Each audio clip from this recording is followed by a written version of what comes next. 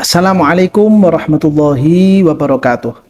Alhamdulillah, salatu wassalamu ala rasulillah, Sayyidina Muhammad ibn Abdillah wa ala alihi wa sahbihi wa man walah, amma ba'du. Para pemirsa, para pengikut, para pecinta channel YouTube MZT Malang Raya, di beberapa video yang sebelumnya kita telah membahas dan telah kita rangkum beberapa ulama-ulama yang beliau ini menjadi perawi utama dalam mazhab al-Imam Syafi'i, terutama beliau dari kalangan dua thariqah besar yang ada di dalam mazhab al-Imam Syafi'i, yaitu thariqah Iraqiyin dan juga thariqah Khurasaniyin. Demikian juga kemudian telah kita simak bersama munculnya ulama-ulama yang beliau ini menjadi pelopor utama di dalam penulisan mazhab al-Imam Syafi'i yang menggabungkan antara dua thariqah besar tersebut. Dalam karya-karya tulis beliau yang kemudian kitab-kitabnya ini menjadi rujukan utama di dalam pandangan mazhab al-Imam Syafi'i, menggabungkan antara dua thariqah Khurasaniyin dan juga thariqah Iraqiyin. Dan pada kesempatan kali ini kita akan mulai masuk dan membaca biografi singkat dari para ulama-ulama yang menggabungkan dua thariqah tersebut. Kita urut mulai dari para ulama-ulama yang hidup di kisaran tahun pertengahan 300 Hijriah, yaitu 350 sekian Hijriah, sampai beliau-beliau yang hidup di masa-masa berikutnya di tahun 600 Hijriah, ketika memasuki abad yang ke-7 tahun Hijriah. Yaitu yang pertama adalah beliau seorang ulama yang kelahiran Bukhara. Namun kemudian beliau ini merantau di tempat-tempat negara-negara Islam, baik itu di Baghdad, baik itu di Khurasan, baik itu daerah-daerah yang lainnya, dalam rangka menimba ilmu, yaitu beliau yang dikenal dengan sebutan Al-Imam Abu Abdillah Al-Halimi. Al-Imam Abu Abdillah Al-Halimi ini memiliki nama asli atau nama lengkap yaitu Al-Husain. Beliau memiliki ayah yang bernama Hasan dan beliau memiliki kakek yang bernama Muhammad, lalu beliau memiliki buyut yang bernama Halim. Oleh karena itu beliau dikenal oleh para ulama-ulama di masa beliau dan juga para ulama-ulama di masa berikutnya dengan sebutan Al-Imam Al-Halimi, dan memiliki kunyah yaitu Abu Abdillah. Beliau Al-Imam Abu Abdillah Al-Halimi yang bernama asli Al-Husain bin Hasan bin Muhammad bin Halim, yang kelahiran daerah Bukhara ini, beliau dilahirkan pada tahun 338 Hijriah. Walaupun yang tertulis di dalam kitab Tabaqatus Syafi'iyatul Kubra, di situ tertulis tahun 388 Hijriah. Namun referensi yang ada di dalam kitab Tarikh tulisan Al-Imam Ibnul Athir menuliskan beliau itu kelahiran tahun 338 Hijriah. Manakah kemudian dari dua ini yang kuat dan itu dianggap benar oleh para ulama-ulama berikutnya, yaitu apa yang disebutkan di dalam kitab tarikhnya Al-Imam Ibnul Athir, yaitu tahun 338 bukan tahun 388 Hijriah. Karena dari semua penulis sejarah para ulama, para penulis kitab-kitab Tabaqat, mereka semuanya sepakat bahwa Al-Imam Abu Abdillah Al-Halimi ini beliau wafat pada tahun 403 Hijriah. Sehingga kalau kita menggunakan referensi yang tertulis di dalam kitab Tabaqatus Syafi'iyatul Kubra yang ditulis oleh beliau Al-Imam Tajuddin As-Subki, yang menyebutkan bahwa beliau dilahirkan tahun 388 Hijriah, itu kalau dihitung maka beliau wafat pada usia yang ke-15 tahun. Namun kalau kita menggunakan merujuk kepada penulisan tahun kelahiran Imam Abu Abdillah Al-Halimi dari kitab tarikhnya Imam Ibnul Athir, yaitu tahun 338 Hijriah, maka beliau terhitung memiliki usia 65 tahun. Sehingga ini yang kemudian dianggap benar oleh para ulama-ulama setelahnya, dan bisa jadi apa yang tertulis di dalam kitab Tabaqatus Syafi'iyatul Kubra dari beberapa percetakan-percetakan yang ada, yang itu menyebutkan tahun 388 merupakan sabqul qalam, merupakan salah penulisan, bisa jadi dari murid-muridnya Imam Tajuddin As-Subki atau yang lainnya. Di masa hidup Al-Imam Abu Abdillah Al-Halimi ini, beliau dilahirkan pada masa-masa kepemimpinan Khilafah Al-Muti'illah, yaitu beliau yang bernama Fadl bin Muqtadir bin Mu'tadid, yang mana di masa kekhalifahan Al-Muti'illah yang bernama asli Fadl tadi itu merupakan salah satu khilafah di masa Abbasiyah. Dan kita banyak mengenal bahwa dinasti Abbasiyah ini merupakan masa-masa kekhilafahan yang jauh lebih baik dibandingkan masa-masa yang sebelumnya. Namun, di masa itu, ketika negara-negara Islam ini dipimpin oleh beliaunya, Al-Muti'illah bin Muqtadir bin Mu'tadid Billah, di masa-masa itu negara-negara Islam, terutama yang ada di sekitar tempat khilafah itu sendiri ada, umat Islam dan negara-negara Islam sedang diuji oleh Allah Subhanahu wa taala dengan kemiskinan yang luar biasa. Bahkan dikisahkan oleh Al-Imam As-Suyuti di dalam kitab beliau Tarikhul Khulafa, dari saking buruknya kondisi ekonomi yang ada di masa-masa itu, yaitu di tahun-tahun kelahiran Al-Imam Abu Abdillah Al-Halimi di tahun 338 Hijriah. Sampai-sampai masyarakat muslim di daerah Baghdad dan sekitarnya itu makan kotoran, makan daging-daging yang busuk. Harga tepung sudah tidak mampu lagi untuk dibeli. Bahkan untuk satu kantong besar tepung itu saja itu bisa mencapai 20.000 dirham. Saking mahalnya harga yang ada di saat itu. Bahkan banyak ditemukan masyarakat yang ada di sekitar tempat kekhilafahan, mereka-mereka ini meninggal dunia di tengah jalan. Dan banyak sekali orang-orang yang meninggal di tengah jalan kemudian tidak terawat, hingga kemudian mereka membusuk dan daging-dagingnya dimakan oleh anjing-anjing yang lewat di daerah tersebut. Ini sebagaimana yang dikisahkan oleh beliau Al-Imam As-Suyuti di dalam kitab beliau Tarikhul Khulafa. Dan peristiwa-peristiwa juga berikutnya yang mewarnai kehidupan Al-Imam Abu Abdillah Al-Halimi ini. Selama 65 tahun beliau itu hidup di kehidupan dunia ini. Beliau setidaknya mendapati 3 kali masa khilafah Islam. Yang pertama yaitu di masa-masanya Al-Muti'illah, dan kemudian berikutnya yaitu putranya yaitu At-Ta'i'illah, dan kemudian berikutnya yaitu Al-Qadir Billah. Dari 3 masa ini, 2 masa yang pertama yaitu di masa kepemimpinan Al-Muti'illah dan juga putranya At-Ta'i'illah, disitulah kemudian masa yang mana umat Islam itu dalam kondisi yang buruk dalam masalah ekonomi. Perlu diketahui bahwa Al-Muti'illah memimpin dunia Islam ini sejak dimulai tahun 334 Hijriah dan kemudian habis dan beliau meninggal pada tahun 363 Hijriah. Kalau dihitung ketemunya beliau menjadi pemimpin negara-negara Islam yang ada itu selama 29 tahun. Ketika dia meninggal dunia digantikan oleh putranya yaitu At-Ta'i'illah, yang mana At-Ta'i'illah ini kemudian menjadi pemimpin negara-negara Islam dimulai sejak tahun 363 Hijriah sampai pada tahun 381 Hijriah. Dan jika dihitung, putra dari Al-Muti'illah yaitu At-Ta'i'illah memimpin negara-negara Islam ini sampai 18 tahun.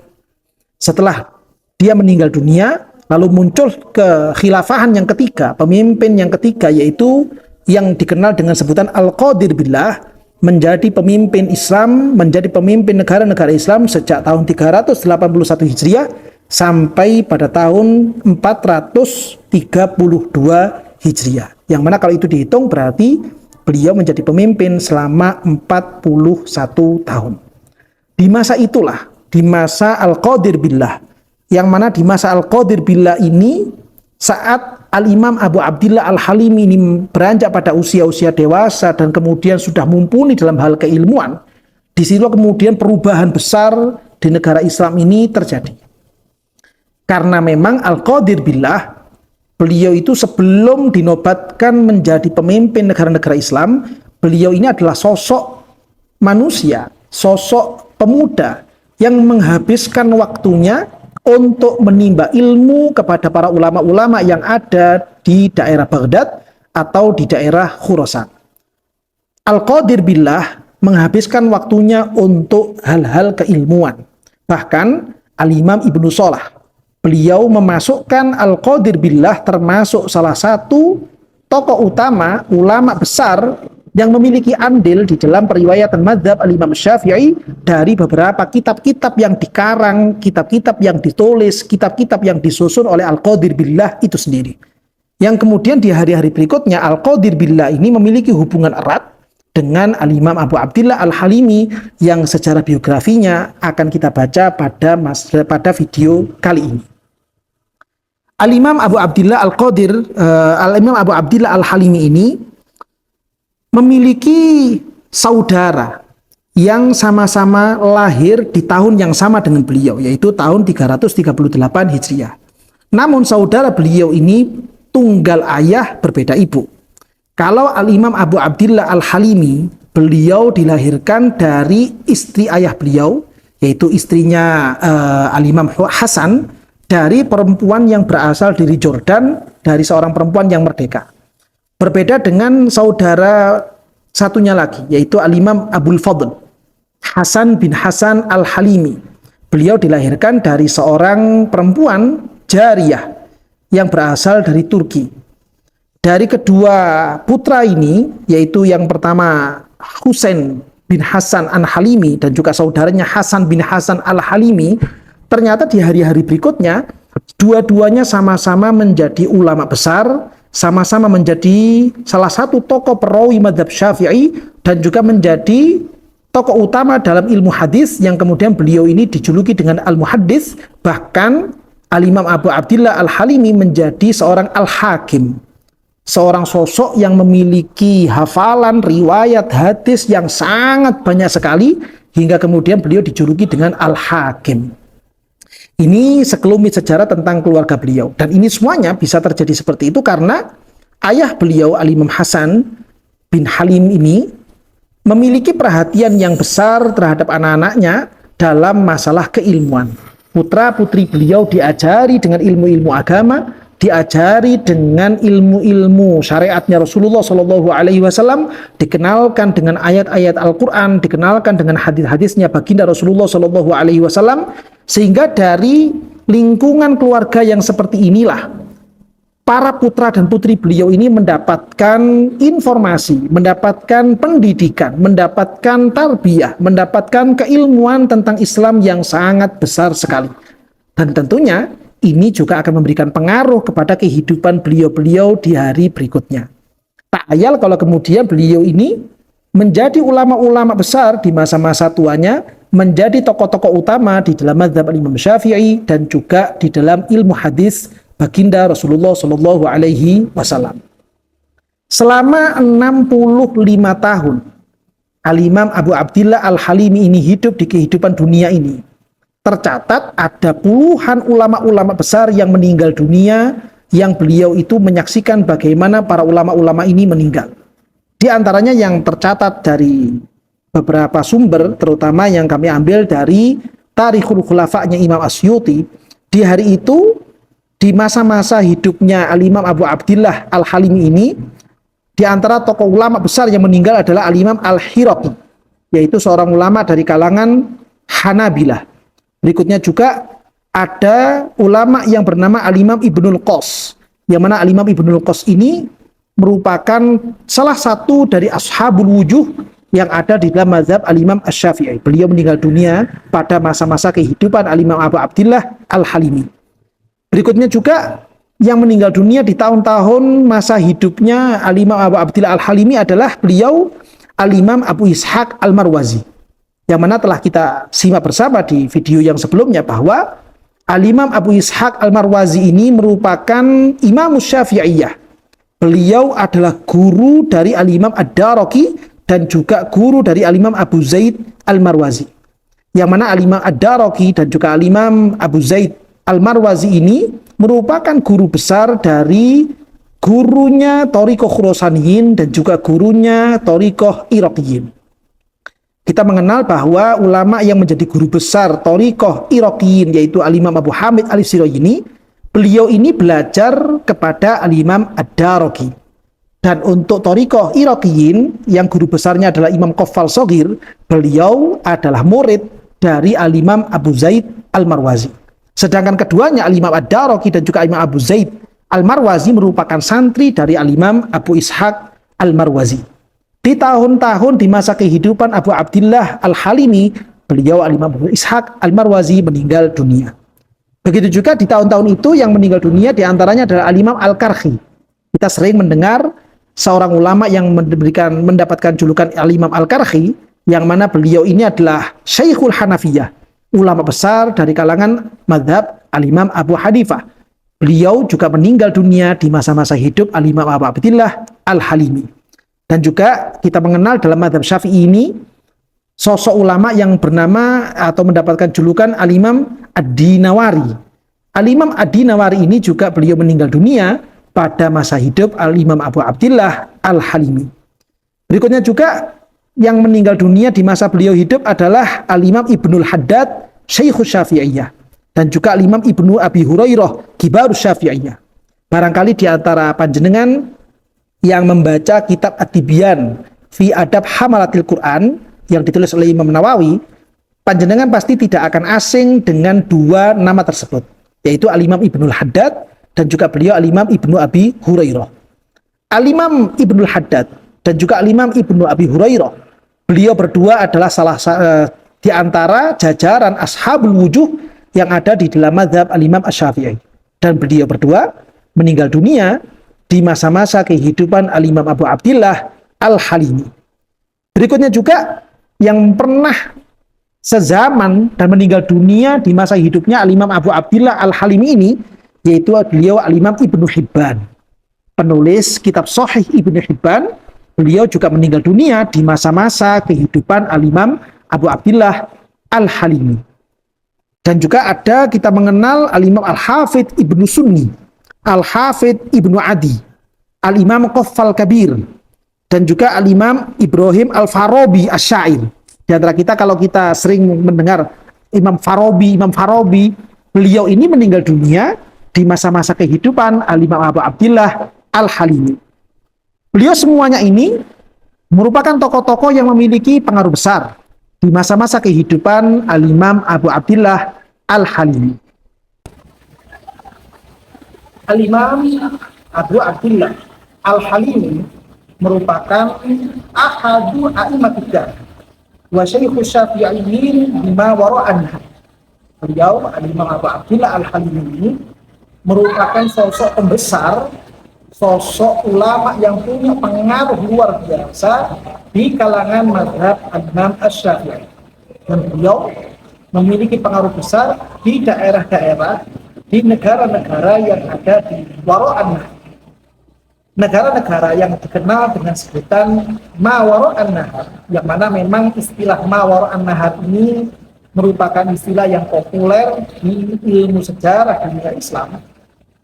Daerah-daerah tersebut meliputi yaitu daerah Juz'ul Janub Al-Gharbi min Kazakhstan, yaitu di daerah barat daya dari negara Kazakhstan yang sekarang. Wal Juz'ul Janubi min Kyrgyzstan, yaitu daerah selatan dari negara Kyrgyzstan, dan juga hampir semua dari negara Uzbekistan. Dari daerah Uzbekistan hampir keseluruhan, dan juga kemudian sekelumit dari negara di barat dayanya negara Kazakhstan dan juga daerah selatannya negara Kyrgyzstan. Tempat-tempat inilah yang saat-saat dulu itu dikenal dengan sebutan Ma Wara'an Nahar. Sedangkan beliau Al-Imam Abu Abdillah Al-Halimi ini merupakan Syekh Syafi'iyah, guru dari para pengikut mazhab Imam Asy-Syafi'i, guru besar yang ada di kalangan mazhab Syafi'i yang mengajar dan mengajarkan mazhab Imam Syafi'i di daerah-daerah tersebut. Beliau, sebagaimana yang dipisahkan oleh Imam Al-Hakim, penulis kitab Al-Mustadrak, faqihun, qadiyun. Beliau adalah sosok ulama yang faqih, sosok ulama yang memang sangat mumpuni dalam ilmu fikih.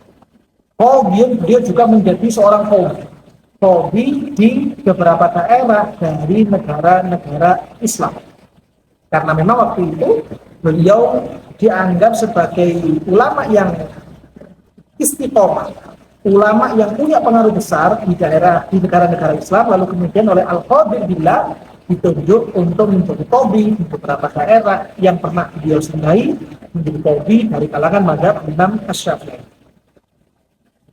Beliau dikatakan wa andaruhum ba'da ustadzaihi Abi Bakr Al-Qaffal wa Abi Bakr Al-Udani.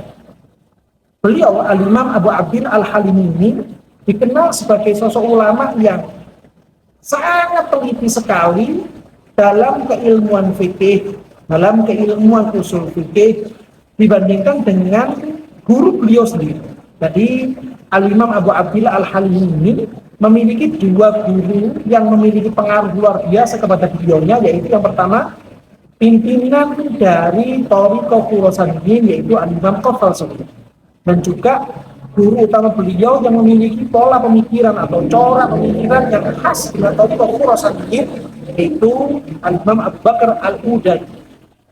Dua tokoh ini sudah dikenal oleh masyarakat sebagai sosok ulama yang memiliki ketelitian, memiliki pandangan yang sangat tajam di dalam menganalisa nas-nasnya Imam Syafi'i dan juga ayat-ayat Al-Quran serta hadis-hadisnya Rasulullah SAW. Namun ketika muncul Al-Imam Abu Abdillah Al-Halimi, beliau dikenal sebagai sosok ulama yang memiliki ketajaman dalam pemikiran melebihi dua guru beliau. Ini merupakan kesaksian dari para ulama yang luar biasa, kesaksian dari para pembesar-pembesar pemikir-pemikir Islam terhadap beliau Al-Imam Abu Abdillah Al-Halimi yang sangat istimewa sekali, dan itu terjadi kepada beliau. Qadima Naisabur sanata sab'in wa sab'in hajjan. Beliau pernah datang pertama kali di daerah Naisabur, yaitu di salah satu daerah yang ada di Khurasan, yang ada di Iran sekarang ini, pada tahun 377 Hijriah. Lalu beliau kembali ulang lagi sampai kemudian pada masa-masa Al-Qadir Billah, Khalifah Al-Qadir Billah, beliau kembali datang ke daerah Naisabur pada tahun 385 Hijriah. Yang mana pada kedatangan beliau yang kedua ini merupakan sebagai utusan dari Khalifah Islam, yaitu Al-Qadir Billah. Beliau datang ke daerah Naisabur itu bukan sekedar datang, tapi beliau di situ datang sebagai sosok ulama yang akan mendatangkan atau akan memberikan islah terhadap cekcok atau permasalahan-permasalahan yang ada di daerah-daerah yang beliau datang. Karena memang tidak bisa dipungkiri di masa beliau hidup, Imam Abu Abdillah Al-Halimi ini hidup selama kurun waktu 65 tahun itu. Di saat-saat itu negara Islam ini sedang digonjang-ganjing dengan terjadinya fitnah antara kelompok Syiah Rafidhah dengan kelompok Ahlus Sunnah wal Jamaah. Yang mana kelompok-kelompok Syiah ini memiliki ikatan erat dengan beberapa sultan yang ada di negara-negara Islam. Banyak sekali di antara mereka itu para raja-raja atau para wazir-wazir yang berada di kesultanan-kesultanan yang ada di sekitar atau di dalam negara-negara Islam. Beliau ini terpengaruh oleh pemikiran kelompok-kelompok Syiah Rafidhah, terutama saat itu yang ada di daerah Mesir. Di daerah Mesir atau dikenal dengan masa kepemimpinan Al-Abidi, kesultanan kelompok atau keturunan Al-Abidi, itu memang coraknya atau pemikirannya berpahamkan dengan pemahaman Rafidhah, pemikiran-pemikiran dari orang-orang Syiah. Sedangkan ulama-ulama yang ada di bawah, ulama-ulama yang dekat dengan rakyat-rakyatnya, ulama-ulama yang dekat dengan kaum musliminnya, itu rata-rata kebanyakan yaitu dari ulama-ulama kalangan ahlu sunnah wal jamaah. Sehingga ketika itu terjadilah satu pertentangan pemikiran, yang kemudian pertentangan pemikiran ini sampai pada ranah hampir terjadi perang. Bahkan sampai terjadi perang, yaitu di masa-masa tahun 359 Hijriah. Di tahun 359 Hijriah atau sekitarnya, pernah terjadi peperangan antara kelompok Syiah yang mereka ini berangkat atas nama beberapa kesultanan berperang dengan masyarakat muslim yang berpahamkan ahlu sunnah wal jamaah. Bahkan Al-Imam Asy'uti dalam Tarikh Khilafah beliau mengisahkan di saat terjadinya peperangan tersebut di tahun kisaran 359 Hijriah itu, Al-Imam Abu Hamid Al-Isfirayini yang tinggal di daerah Baghdad hampir menjadi korban pembunuhan dari terjadinya peperangan antara kelompok Rafidhah dengan kelompok Ahlu Sunnah wal Jamaah. Karena memang Al-Imam Abu Hamid Al-Isfirayini, sosok ulama yang punya pengaruh besar di dalam pemikiran-pemikiran Islam, itu menjadi